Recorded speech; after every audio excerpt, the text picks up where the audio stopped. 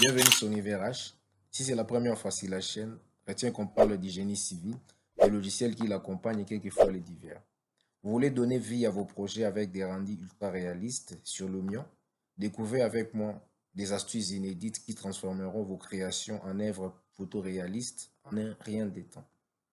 Dans cette vidéo, vous apprendrez avec moi les réglages essentiels pour une lumière parfaite, comment optimiser vos textures au plus de réalisme, des techniques avancées pour sublimer l'atmosphère, surtout les erreurs à éviter pour un rendu professionnel. Et pour la suite de la vidéo, je vous invite de vous abonner si cela n'a pas encore été fait, de cliquer surtout sur la cloche de notification pour ne rien rater à chaque fois que nous publierons nos vidéos qui se poursuivent chaque semaine. Et on se retrouve après ce générique, c'est parti.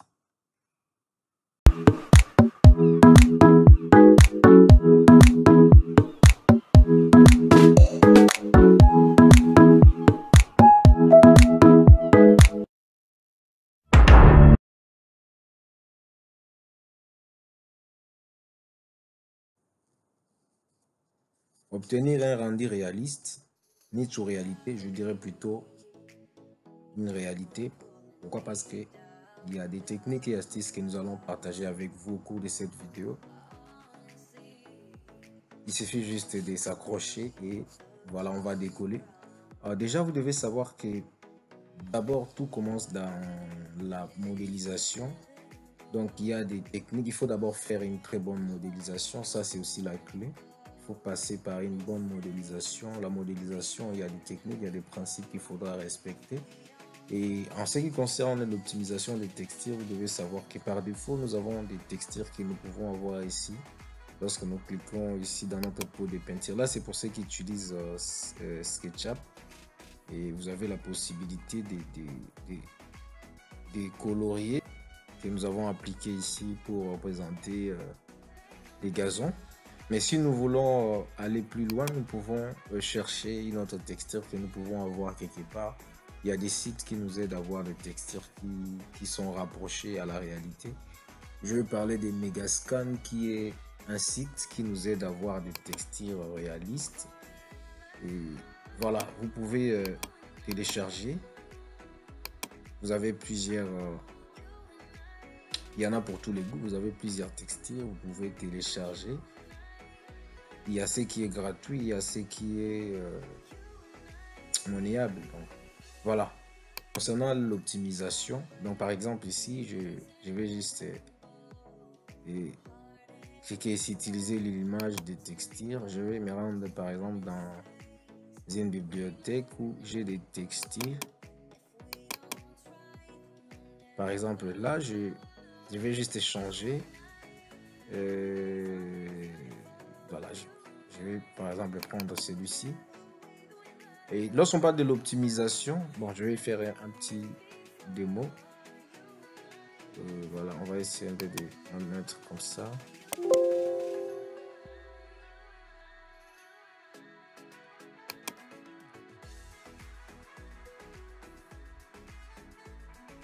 Je vais changer. Par exemple, si je vais changer la texture à ce niveau,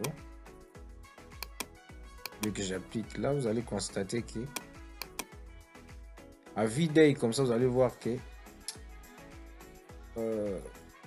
ce n'est pas vraiment visible. Donc, l'optimisation, ça consiste à s'adapter à la réalité. Donc ici, on peut par exemple ici changer et c'est un peu décalibré. Là-bas, c'est 100 x 66. Donc, si nous trouvons que ce n'est pas visible, ce n'est pas assez visible, on peut toutefois varier. Par exemple, là, on peut mettre, c'était 100, on peut mettre 600.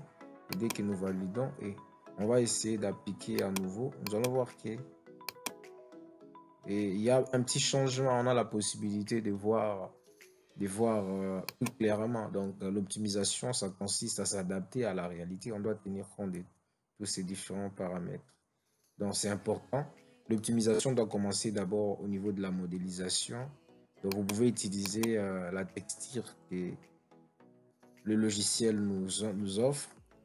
Mais généralement, ce sont des textures qui parfois ne reflètent pas la réalité. Pour aller plus loin, il y a des sites que vous pouvez exploiter pour avoir vraiment assez du réalisme.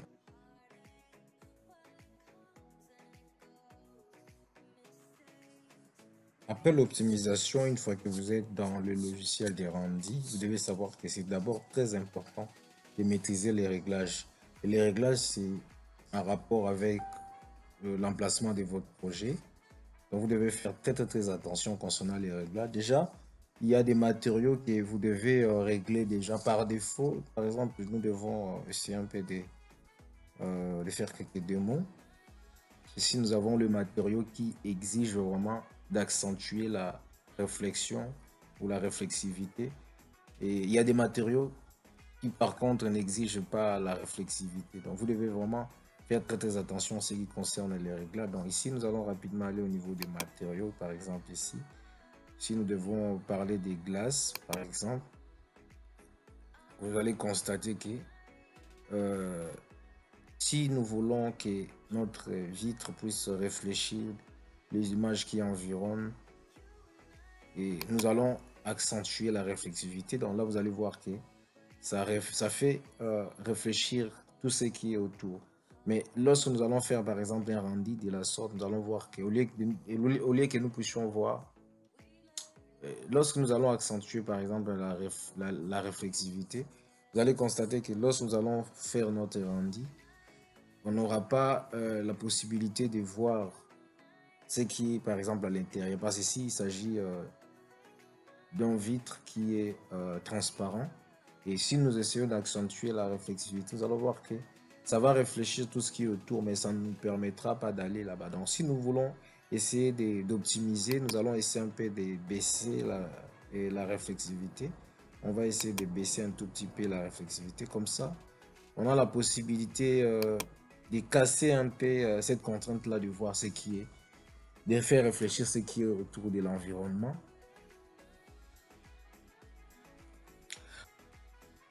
Je conseillerais surtout à ceux qui débutent avec ces logiciels, qui est Lumion, le logiciel des rendus en temps réel, de ne pas exagérer lorsqu'il faut faire certains réglages. Par exemple, lorsqu'on parle de froideur, par exemple, il ne faut pas exagérer, il faut juste aller un peu. Et concernant le relief, c'est un rapport de la visibilité que vous voulez mettre en avant. Par exemple, si nous devons, par exemple, régler les gazons, nous venons ici. On va essayer un peu de fermer. Ici, si nous sommes au niveau, nous allons prendre notre pot de matériaux.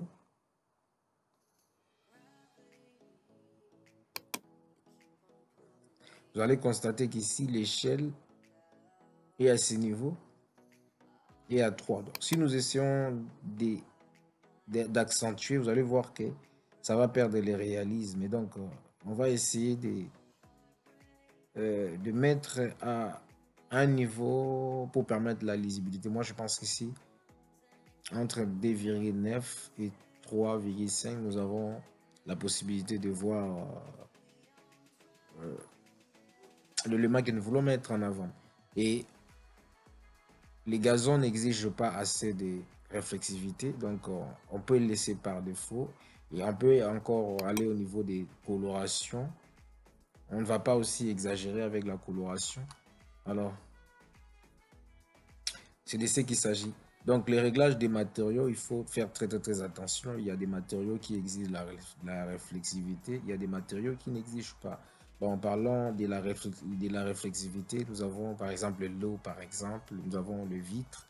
Là, ça nécessite un peu une accentuation de la réflexivité.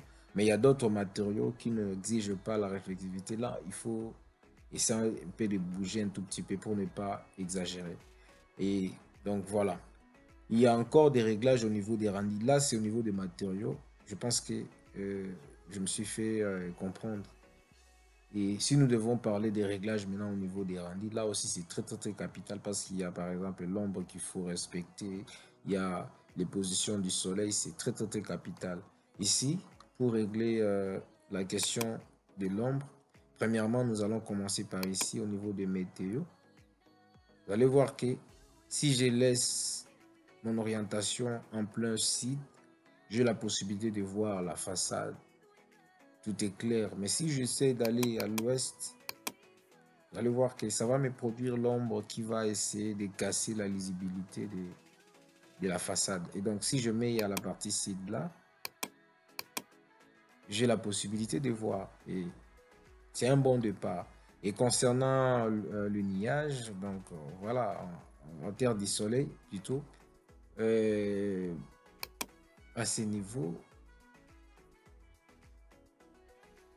je vais juste bouger un tout petit peu au point où j'ai la facilité de voir la façade. Donc là, je peux laisser à ce niveau. Mais le niage, je peux aller à fond, tout comme je peux réduire. Donc ici, c'est question seulement d'apprécier, ce qui vous permet d'avoir une bonne lisibilité. Donc c'est ce que vous allez laisser parce que c'est l'avantage de ces logiciels, c'est que ça se fait en temps réel. Vous avez la possibilité d'apprécier. Et donc voilà, si nous voulons maintenant faire des rendus, nous devons savoir aussi qu'il y a des réglages aussi. Donc par exemple ici, par rapport au style, si c'est un rendu extérieur, et il y a ceux qui utilisent les styles réalistes. Déjà, les styles prédéfinis, ça peut nous aider à obtenir un très beau rendu. Mais moi, ici, j'ai choisi les styles réalistes. Je sais pourquoi. Bon, je pense que nous parlons du réalisme, donc il est logique que nous puissions. Alors ici, c'est très, très, très important. Avant de commencer, il faut régler le focal ici. Par défaut, c'est 15, mais la longueur de focale, donc moi, je pense que pour une bonne visibilité, c'est des 25 à 30.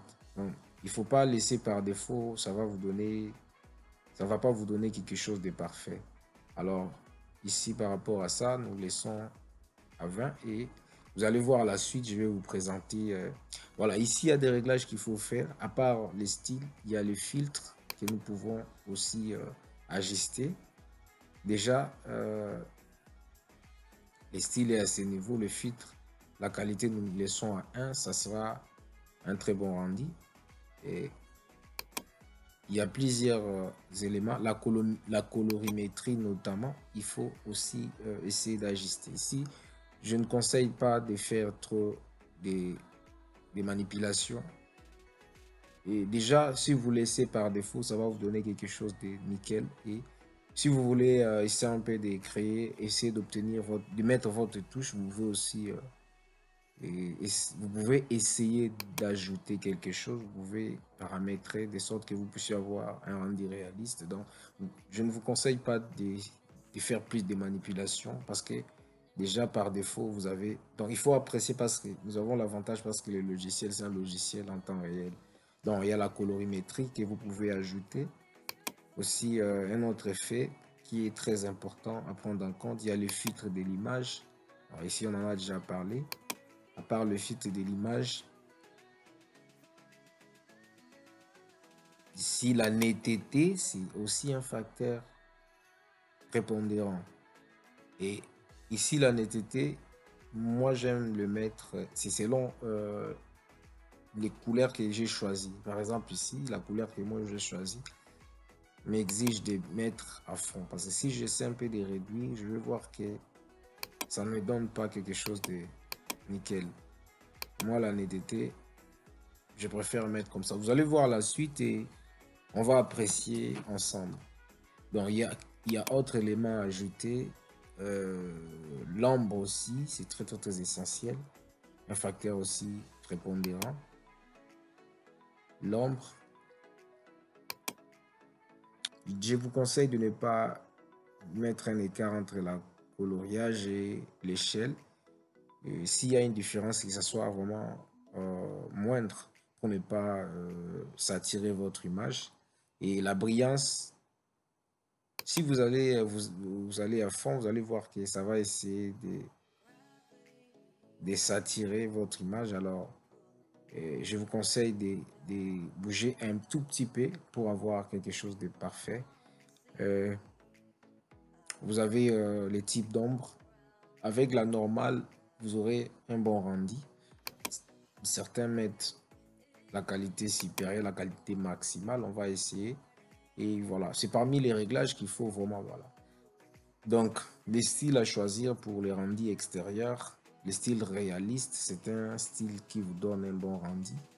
Vous pouvez choisir Les styles nuit, si vous avez des éclairages que vous avez prévus, et notamment des éclairages électriques, donc là, vous pouvez choisir les styles nuit parce que ça va vous donner quelque chose de sombre. Alors, il faudra d'autres interventions pour avoir une image parfaite.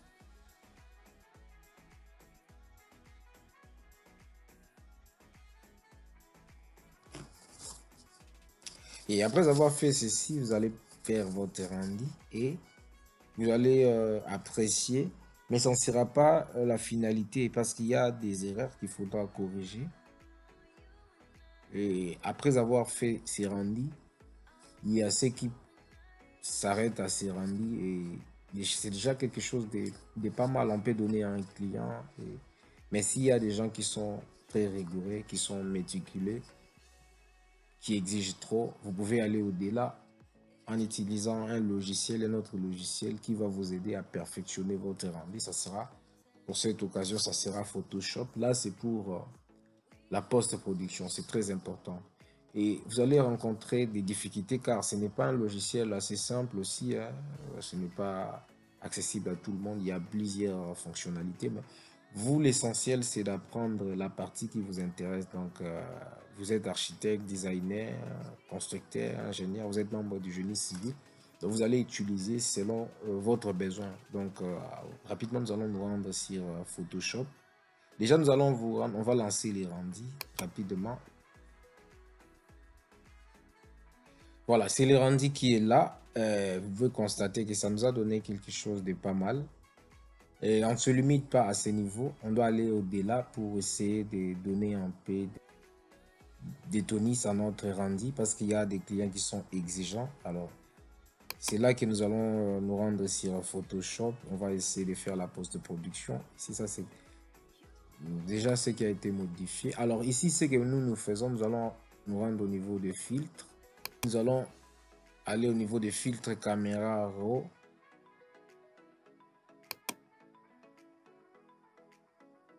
Voilà, c'est là où toute la magie va s'opérer. Ici, nous avons les teints que nous allons essayer d'améliorer.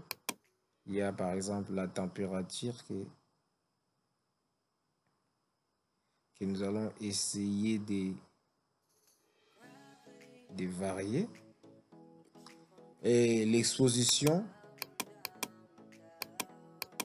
je vous suggère toujours de ne pas exagérer, hein, parce que si c'est la post-production, hein, ça consiste à faire un petit toilettage. Donc ça, c'est le toilettage que nous sommes en train de faire.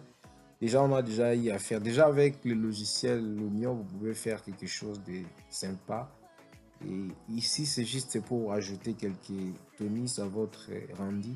Parce qu'avec le logiciel Photoshop, il y a par exemple des personnages que vous pouvez récupérer ailleurs et venir ajouter sur Photoshop. Ça peut toujours ajouter du tonus à votre rendu. Donc, c'est ça l'importance de ceci. Et vous pouvez constater qu'après avoir arrangé tout ceci, vous allez voir que ça va donner un rendu super réaliste. Donc voilà. Donc ici, comme vous pouvez le constater, il y a une différence entre ce qui a été fait avant et ce que nous avons fait comme rendu. Vous allez constater qu'il y a une différence. La différence est vraiment remarquable. Donc voilà.